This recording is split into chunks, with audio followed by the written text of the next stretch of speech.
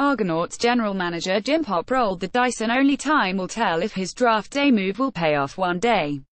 Popp described the pick of highly touted offensive lineman Ryan Hunter as a calculated risk, given that the North Bay native has signed a free agent deal with the Kansas City Chiefs after going undrafted by the NFL. It was a calculated risk, but we needed to do it for the future and hope it pays off, said Popp on Friday, the day after the CFL's annual selection process wrapped up with the Argos taking 7 players.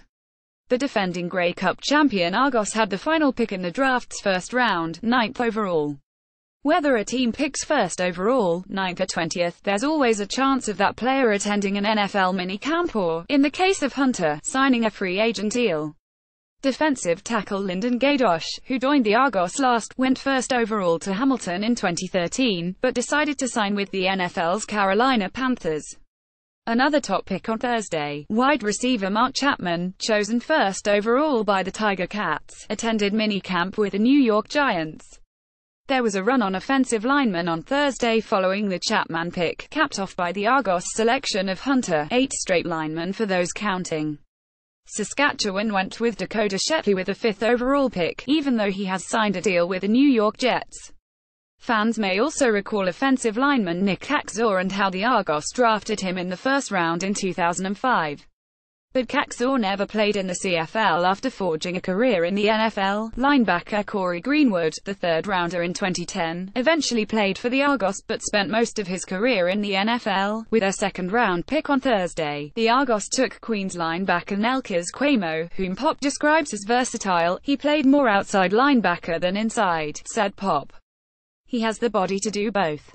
He can stand up off the edge and rush the passer. He's also athletic and fluid enough to run with running backs coming out of the backfield as a cover guy. He's an all-around linebacker we can use in different situations.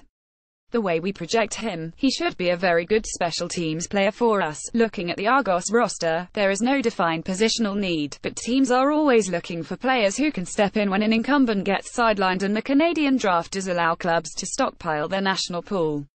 The added bonus comes when these Canadians can perform on special teams. Toronto used its third-round pick, acquired as part of the trade from Edmonton that landed the Argos quarterback James Franklin, on Montreal receiver Regis Sibasu, a 4-year starter. He's a big man, said Popp of Sibasu. He's going to mini-camp with Chicago Bears, where He's being looked at as a hybrid H-back tight end. It's not uncommon for Canadian kids to go to an NFL mini-camp with no contract, which is the case with Sibasu.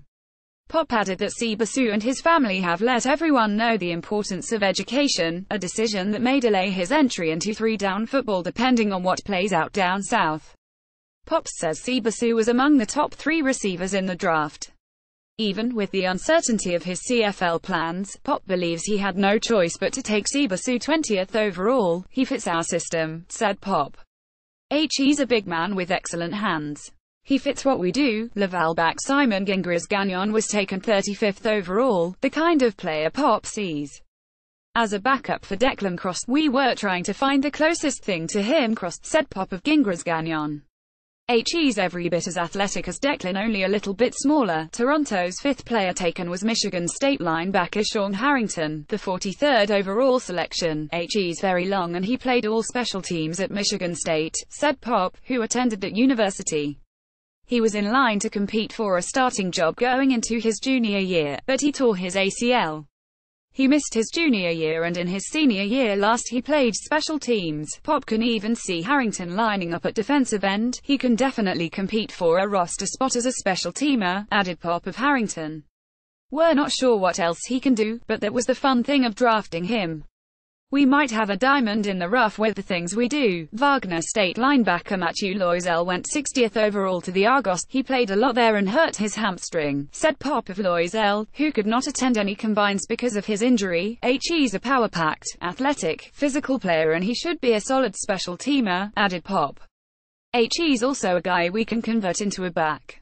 That was in our mind too, to get him reps on both sides of the ball and see what he can do. With their final pick, 69th overall, the Argos selected long snapper Kane Anzovino out of Kent State.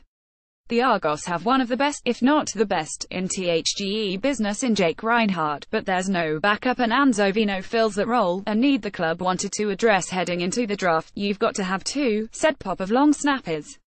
You have to have your replacement rookie thrown right into the fear. The Argos are going to scrap rookie camp and go speed for the coming when the team's main camp begins May 20th. In the past, the beginning of camp when veterans report often follows a rookie quarterback gathering, a 3-day exercise that allows players to learn the playbook and get a handle on the speed of practices and get exposed to the daily routine at the pro level. This year, the defending champs will have all players report on May 19th with the team's first practice scheduled the following day. For the second straight year, the Argos will operate at York University. The team's pre-season opener is June 1st in the Hammer, the exhibition finale in Guelph against Ottawa on June 7. For Corelli at postmedia.com.